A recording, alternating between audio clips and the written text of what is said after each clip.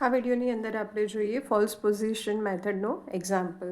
તો અહીંયા આપણને એની ડેફિનેશન આપી કે find root of the equation x³ - 2x - 5 is equal to 0 using false position method correct up to 2 decimal places. તો અહીંયા આપણને જે ફંક્શન આપ્યું એ કયું આપ્યું? Arithmetic function. તો એને આપણે ફંક્શનના ફોર્મમાં લખી દઈએ. આ ઇક્વેશન આપ્યું એને આપણે ફંક્શન તરીકે લખીએ x³ - 2x - 5. હવે આની અંદર આપણે એવા બે પોઈન્ટ ફાઇન્ડ કરવાના જેની માટે ફંક્શનની વેલ્યુ કેવી થતી હોય? Opposite sign. તો આપણે 1થી સ્ટાર્ટ કરીએ. તો એક્સની વેલ્યુ 1 લઈએ. તો 1 માટે ફંક્શનની વેલ્યુ શું થશે? તો એક્સને આપણે 1થી રિપ્લેસ કરી દઈએ. તો 1³ - 2 × 1 - 5.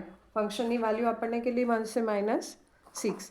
જો કેલ્ક્યુલેટરની અંદર કઈ રીતે થશે તો એ બી આપણે જોઈ લઈએ. તો અહીંયા આપણને કીધું x³ એટલે 1³ તો તમે એક સાથે બી કરી શકો આને. તો જુઓ આ 1 લીધા આપણે 1 બરાબર, અને એના ક્યુબ માટે અહીંયા x³ ફંક્શન આપણને આપી દીધું તો આપણું ક્યુબ. પછી -2 × 1 તો -2 × 1 અને -5 અને પછી equal to sign equal to તો કેટલા થશે? -6. તો એ રીતે આપણે ફંક્શનની વેલ્યુ દરેક પોઈન્ટ માટે ફાઇન્ડ કરવાની. તો હવે નેક્સ્ટ પોઈન્ટ લઈએ. x is equal to 2. 2 માટે ફંક્શનની વેલ્યુ તો 2³ એક્સની જગ્યાએ હવે 2 મૂકીએ. તો 2³ - 2 × 2 -5 કેટલા થશે? -1. એ જ રીતે નેક્સ્ટ પોઈન્ટ લઈએ 3, કારણ કે અહીંયા બંને પોઈન્ટ 1 અને 2 માટે ફંક્શનની વેલ્યુ કેવી મળી? માઇનસ એટલે કે નેગેટિવ. આપણે કેવા પોઈન્ટ લેવાના? જેની માટે ફંક્શનની વેલ્યુ કેવી થતી હોય? Opposite sign. તો 3 માટે બી ફંક્શનની વેલ્યુ ફાઇન્ડ કરીએ. તો હવે એક્સની જગ્યાએ કેટલા મૂકીશું આપણે? 3. તો 3³ -2 × 3 -5 કેટલા થશે? 16. તો જુઓ અહીંયા આપણને ફંક્શનની વેલ્યુ પોઝિટિવ મળી ગઈ. તો આપણે કયા બે પોઈન્ટ લઈએ? 2 અને 3. 1 અને 3 એ લેવાય, પણ જેટલા દૂરના પોઈન્ટ છે એટલું કેલ્ક્યુલેશન વધારે થશે, એટલે આપણે નજીકના પોઈન્ટ પ્રિફર કરીએ. તો 2 અને 3 લઈએ ઇનિશિયલ પોઈન્ટ તરીકે. તો અહીંયા x0 તરીકે 2 લઈએ. એની ફંક્શનની વેલ્યુ શું થશે? જેને આપણે ડિનોટ કરીએ f(x0)થી. એ થાય -1. x1 તરીકે 3 લઈએ. એની માટે ફંક્શનની વેલ્યુ 16 બરાબર. હવે નેક્સ્ટ અપ્રોક્સિમેટ રૂટ ફાઇન્ડ કરવાની ફોર્મ્યુલા રેગ્યુલર ફોલ્સી મેથડની અંદર શું થશે? તો એ થાય x0 × fx1 -x1 × fx0 by fx1 - fx0. તો મૂકી દઈએ. તો x0 એટલે કેટલા? 2 × fx1 એટલે 16 -x1 3 × fx0 -1 by fx1 16 -fx0 -1. હવે આનું કેલ્ક્યુલેશન જો તમારે સેપરેટ કરવું હોય તો કેલ્ક્યુલેટરની અંદર અલગ અલગ, મતલબ કઈ રીતે, અને જો એક જ સાથે કરવું હોય તો કઈ રીતે થાય? તો જુઓ અહીંયા આપણે જોઈએ. તો સૌથી પહેલાં તો અંશ માટે આપણે શું કરવાનું કે આખા અંશનો એક મેઇન બ્રેકેટ લઈ લેવાનો બરાબર. આ મેઇન બ્રેકેટ, એની અંદર આ ઇનર જે ફોર્મ હોય, મતલબ જે ટર્મ્સ આપેલા હોય એના મલ્ટિપ્લિકેશન માટે આપણે ફરીથી બ્રેકેટ લઈશું. તો આ રીતે લખાશે આખું એક્સપ્રેશન કે 2 × 16. પછી શું આવશે? જો ખ્યાલ આવતો હોય તો માઇનસ પ્લસ ડાયરેક્ટ કરી દો, અને ના ખ્યાલ આવે તો એને એઝ ઇટ ઇઝ રાખો. તો માઇનસ બ્રેકેટની અંદર 3 × -1 બરાબર. આ આપણું અંશનું પૂરું થઈ ગયું. પછી ભાગ્યા છેદની અંદર ફરીથી બીજો બ્રેકેટ, એમાં 16 માઇનસ, હવે અહીંયા -1 આપે એટલે આપણે ફરી એક ઇનર બ્રેકેટ લેવું પડશે -1. આ રીતે. તો આ આપણે કેલ્ક્યુલેટરની અંદર લખી દઈએ. તો 2 × 16 પહેલાં બ્રેકેટ 2 × કેટલા? 16 બરાબર. આ એક ટર્મ આપણું કમ્પ્લીટ થયું. માઇનસ પછી 3 ફરીથી બ્રેકેટ 3 × હવે આની આગળ જે માઇનસ સાઇન આપી એની માટે આપણે કયું માઇનસ સાઇન યુઝ કરવાનું?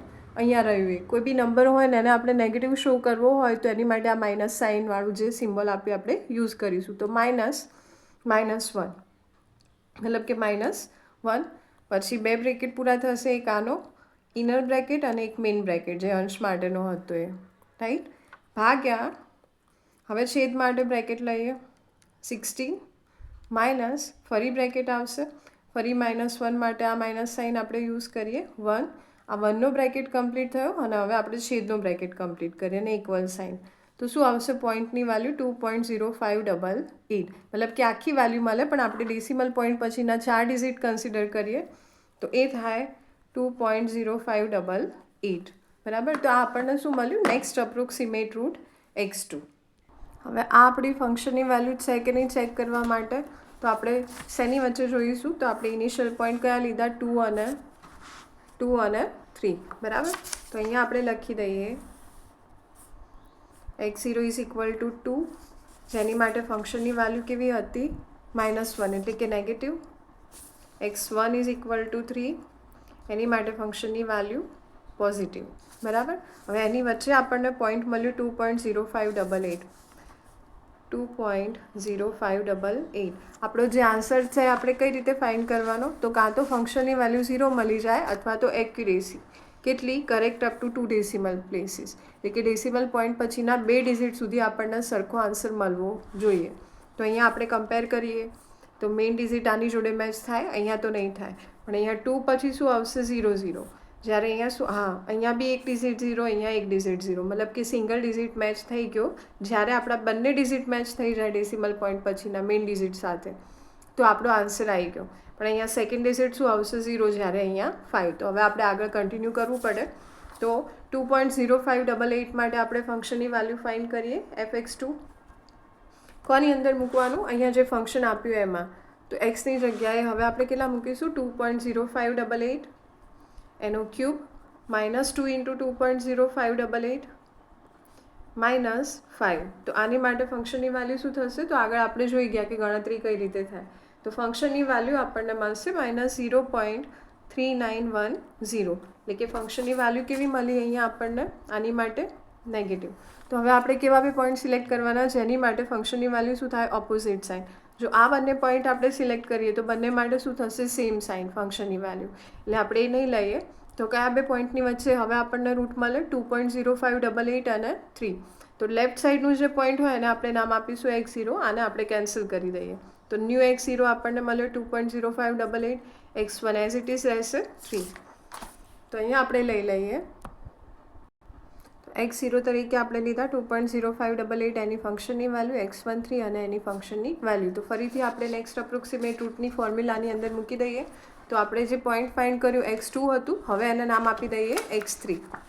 તો x3 ઇઝ ઇક્વલ ટુ, ફરીથી ફોર્મ્યુલા તો સેમ જ થવાની કે x0 ઇન્ટુ fx1. તો આપણે ફોર્મ્યુલા એવરી ટાઈમ રિપીટ નહીં કરીએ. બરાબર. તો ડાયરેક્ટ વેલ્યુ મૂકી દઈએ. તો પહેલાં કોની વેલ્યુ મુકાશે? x0. x0 એટલે કેટલા થશે? 2.0588. તો 2.0588 x0 ઇન્ટુ fx1 કેટલા થાય? 16 માઇનસ x1 એટલે 3 ઇન્ટુ fx0 કેટલા થશે? -0.3910 by fx1 minus fx0 16 minus -0.3910. આનું કેલ્ક્યુલેશન જો એક સાથે કરો તો ડબલ બ્રેકેટ યુઝ કરવાના અને ઇનર બ્રેકેટ, અને બાકી આખું જે સ્ટેટમેન્ટ આપ્યું, એક્સપ્રેશન આપ્યું એને એઝ ઇટ ઇઝ આપણે રિપીટ કરીશું. ભાગ્યા કરીને પછી અહીંયા એક મેઇન બ્રેકેટ લઈને આ પણ એઝ ઇટ ઇઝ લખવાનું. બરાબર. અને ના ફાવે તો બંનેનું કેલ્ક્યુલેશન અલગ અલગ કરવાનું. તો અહીંયા આપણને x3ની વેલ્યુ કેટલી મળશે? તો એ થશે 2.0812.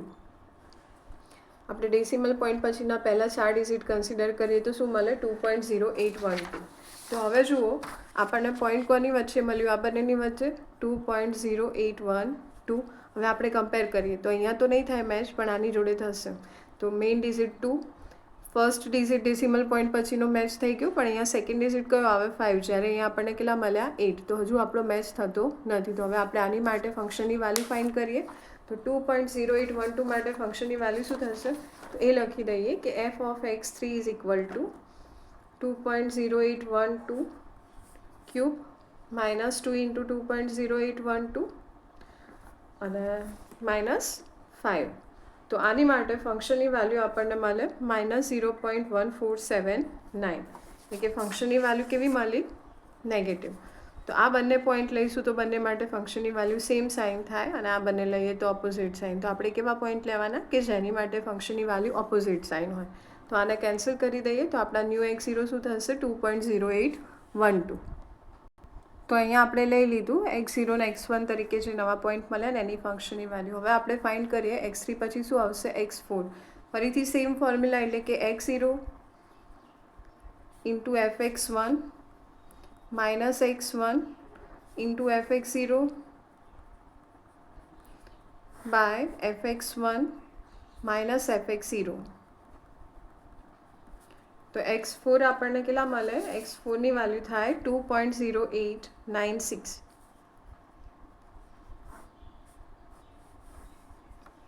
ફરી આપણે કમ્પેર કરીએ કોની સાથે? અહીંયા 2.0896 બરાબર. તો આની જોડે કરીએ તો 2 મેઇન ડિઝિટ, ફર્સ્ટ ડિઝિટ આપણો ડેસિમલ પોઈન્ટ પછીનો 0 અને સેકન્ડ 8. તો ડેસિમલ પોઈન્ટ પછીના 2 ડિઝિટ મેચ થઈ ગયા. જો થઈ જતા હોય તો આગળ કેલ્ક્યુલેશન કરવાની જરૂર છે નહીં. આપણને જેટલી એક્યુરેસી કીધી એ એક્યુરેસી પ્રમાણે આપણને આન્સર મળી ગયો બરાબર. સપોઝ 3 કીધા હોય તો પછી તમારે હજુ 3 ડિઝિટ મેચ ના થાય ત્યાં સુધી કેલ્ક્યુલેશન કરવું પડે.